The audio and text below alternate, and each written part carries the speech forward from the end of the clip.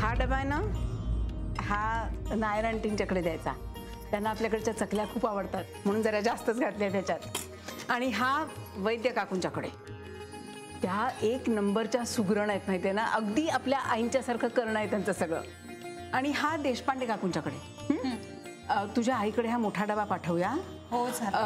बेबीच्या पार्लरमध्ये आणि इंदूच्या बुटीमध्ये पाठवायचे डबे वेगळे काढून ठेवलेत मी. आणि श्री असंही ऑफिसमध्ये गिफ्ट्स आणि मिठाईच देतो, म्हणजे फराळाचं पाठवायचा काही प्रश्न नाही आहे.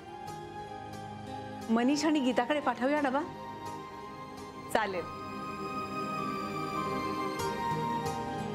जान्हवी, एक विचारू, रागावणार नाहीस? आई, अहो विचारा की, रागवेन कशाला? तू श्रीला जायची परवानगी का दिलीस ग? त्याने काय झालं? मी धसकाच घेतला या गोष्टीचा. म्हणजे कोणी बाहेर जायचं म्हटलं ना की पोटात गोळा येतो माझ्या. तू जाऊ नको म्हणाली असतीस तर ऐकलं असतं श्रीनी. आता तुला दिवस गेलेले असताना कशाला करायचा एवढा लांबचा प्रवास? तो त्याच्या कामासाठी चाललाय की नाही? आणि अहो फक्त 8 दिवसांचा प्रश्न आहे. यापूर्वी गेला होता ना तो, सुखरूप परत आला ना. खरंय तुझं. मग आपण त्याला त्याच्या कामात सपोर्ट करायला नको? पटतंय ग तुझं म्हणणं, पण एकदा माणूस तिकडे गेला ना की परत यायची इच्छाच होत नाही त्यांना. बघ आता ह्यांचंच बघ ना. म्हणजे आता सगळं इथे व्यवस्थित आहे ना, पण तरी ओढ ह्यांना तिकडचीच आहे सारखी. मला आईना फोन करतात अगदी नियमितपणे.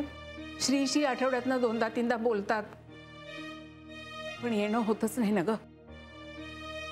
म्हणतात की आता वर्षभरात तिकडचा सगळा बाडबिस्तरा आवरून कायमचा इथे परत येणार आहे म्हणून.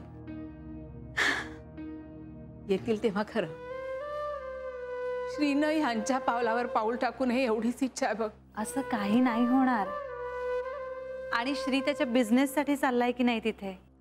अहो त्याच्या अख्ख्या बिझनेसचा बेस इथे. आणि याही पेक्षा महत्वाचं, तो आपल्या सगळ्यांना सोडून कधीच कुठेच जाणार नाही. ते माहितीये का मला.